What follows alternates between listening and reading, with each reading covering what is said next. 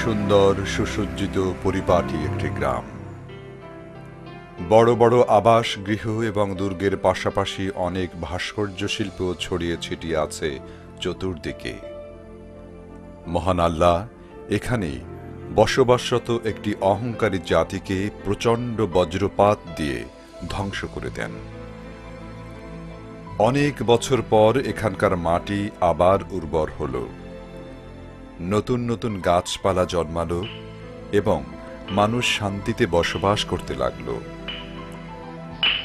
পাথর কেটে ভাস্কর্য তৈরি করা ছিল তাদের সংস্কৃতি। বড় বড় পাথর কেটে বাসগৃহ নির্মাণের পাশাপাশি তারা নানা ধরনের মূর্তিও তৈরি করত এবং সেগুলোর পূজা করত।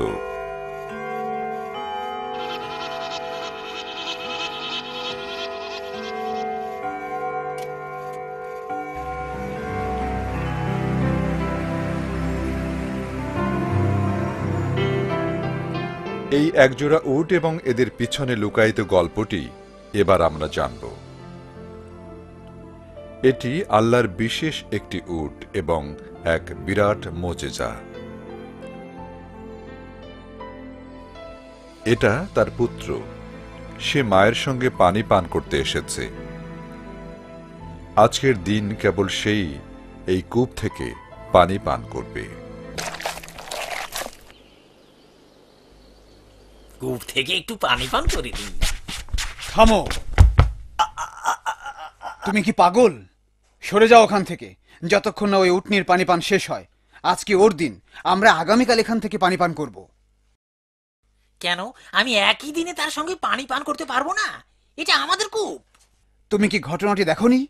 যখন আমাদের গোত্রের লোকজন সালেহকে অস্বীকার করলো এবং তাকে বিশ্বাসের শর্ত হিসাবে বিস্ময়কর কিছু দেখাবার আহ্বান জানালো, তিনি প্রভুর নিকট প্রার্থনা করলেন এবং এক প্রকাণ্ড প্রস্তর খণ্ড থেকে এই উটনিটিকে বের করলেন।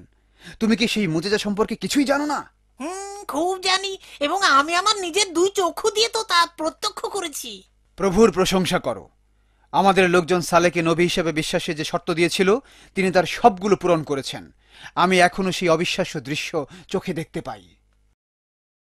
ঠিক আছে সালে, আমাদের বিস্ময়কর কিছু দেখাও। যদি তুমি সত্যিই নবী হয়ে থাকো তাহলে তা প্রমাণ করো। হ্যাঁ, এই পাথরটির দিকে তাকাও। আমরা চাই তুমি এই পাথর থেকে একটি জীবন্ত উটনি বের করে আনো। ঠিক তাই, এবং এটিকে গর্ভবতী করো। বুঝলে, তোমাকে বিশ্বাসের এটাই আমাদের শর্ত। দেখো দেখো কি করছে, সে তার প্রভুকে ডাকছে। একই দেখো, পাথরটি কাঁপছে, পাথরটি কাঁপছে। আর এটি দেখছি দু টুকরো হয়ে গেল।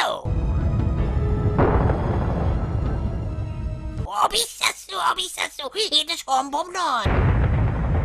ওই যে একটি উট বেরিয়ে এলো। হ্যাঁ, সেদিনের ঘটনা আমি আজও চোখে দেখি। সেদিন আমরা অনেকে আল্লাহর উপর ঈমান এনেছিলাম এবং আমাদের মূর্তিগুলো ধ্বংস করে ফেলেছিলাম। কিন্তু আমি এখনই পানি পান করতে চাই, এবং আমি কিছুতেই এই উটকে একে একে পানি পান করতে দিব না।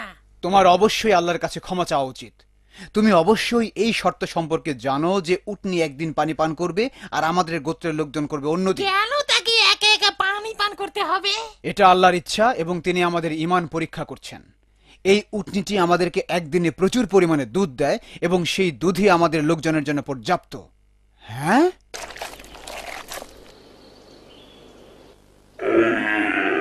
হ্যাঁ, না, ঠিক আছে, ঠিক আছে মহাশয়। আমি বরং আরেকদিনই পান করব। আজ থাক, মনে হয় আজ আর কাজ হবে না।